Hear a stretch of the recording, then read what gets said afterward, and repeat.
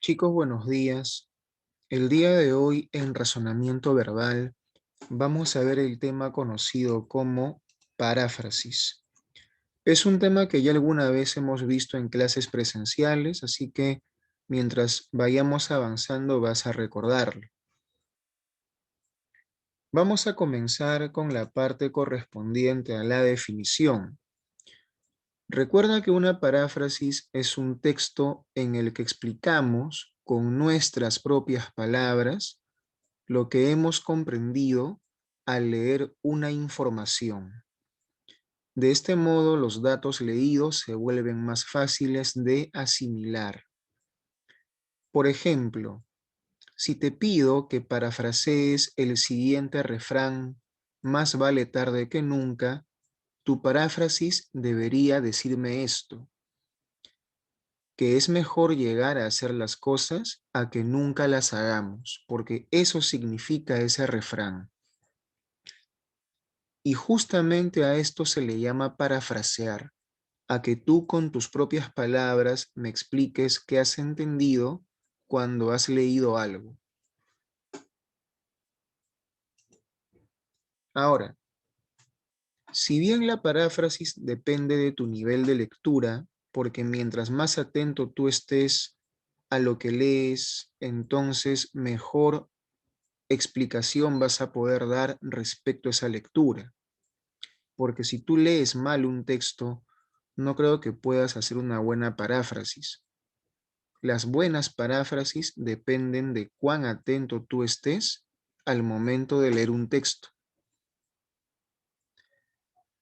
Aun cuando pase ello, hay algunos mecanismos que te pueden ayudar, que son los llamados mecanismos de parafraseo. Son básicamente tres. El primer mecanismo es sustitución por sinónimos. Se da cuando utilizamos sinónimos para explicar de un mejor modo lo que hemos leído. Por ejemplo, ¿no? ¿Cómo es una paráfrasis con sustitución de sinónimos? Sería así: imagina que te pido que parafrasees esto de acá. Es necesario ser precavidos. ¿Qué significa eso? Una paráfrasis por sinónimos sería así: ah, ya. Eso significa que debemos adoptar medidas de seguridad para estar preparados ante una situación adversa, ¿no? Fíjate cómo tú estás reemplazando la palabra precavidos por medidas de seguridad, por preparados. Entonces, aquí estamos aplicando un parafraseo por sustitución por sinónimos. Este tipo de paráfrasis se aplica sobre todo cuando te ponen en el texto palabras que son muy sofisticadas, entonces tú explicas el texto utilizando sinónimos más asequibles, más conocidos por las personas. Ahora, también recuerda que es uno de los tipos de paráfrasis que solemos aplicar con más frecuencia. Y por ejemplo, cuando tú parafraseas refranes, como los refranes suelen poseer palabras muy sofisticadas a veces, entonces tú utilizas palabras más asequibles, utilizas sinónimos para que puedas explicar de un mejor modo qué cosa te está indicando ese refrán. El segundo mecanismo de parafraseo se llama reordenamiento sintáctico. Este no es muy recomendable, aunque sí se aplica mucho en poesía. ¿En qué consiste? En que tú reacomodes, reordenes las palabras que en un principio están con un orden distinto. Es por eso que se aplica mucho en poesía, porque la poesía suele jugar con el orden normal de las palabras. Por ejemplo, si te pido que parafrasees este famoso verso del poeta Gustavo Adolfo Bécquer que dice: volverán las oscuras golondrinas en tu balcón sus nidos a colgar, la paráfrasis sintáctica sería así: ah, ya, esto significa que las golondrinas oscuras volverán a hacer sus nidos en tu balcón. Fíjate cómo hemos cambiado el orden de las palabras que estaban en un orden no usual a un orden más asequible, más directo. Y bueno, hemos reemplazado la palabra colgar por la palabra a hacer, ¿no? Entonces ya hemos logrado una paráfrasis por reordenamiento sintáctico, por reordenamiento de palabras. Pero esto, como te dije, más se aplica en poesía.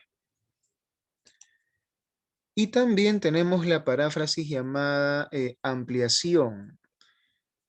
Esta de aquí consiste en dos cosas a la vez. Número uno, que tú expliques qué cosa has entendido cuando has leído algo, pero no solamente que expliques, sino también que amplíes por tu cuenta la información con datos que tú conozcas, con datos que tú sepas. Este tipo de paráfrasis te exige a ti conocer un poquito más el tema. Por ejemplo, en el caso de la paráfrasis por sustitución de sinónimos, no hacía falta que tú conozcas más el tema. Simplemente podías explicar lo que has entendido sin necesidad de que le agregues más información de tu parte.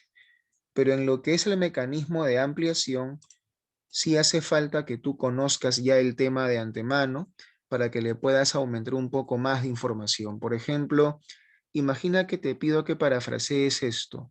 La falta de inversión genera desempleo. Hace falta que tú sepas un poquito de economía, ¿no? Entonces tu paráfrasis no solamente explicaría, sino que también aumentaría más datos y sería más o menos así. Ah, ya que eso significa que cuando las personas no invierten en un lugar, esto arrastra consigo que haya gente desocupada. Hasta ahí tú has explicado. Y lo que viene después es un aumento ya de tu parte, ya que no contarían con trabajo. Esto con el tiempo aumentaría la tasa de pobreza.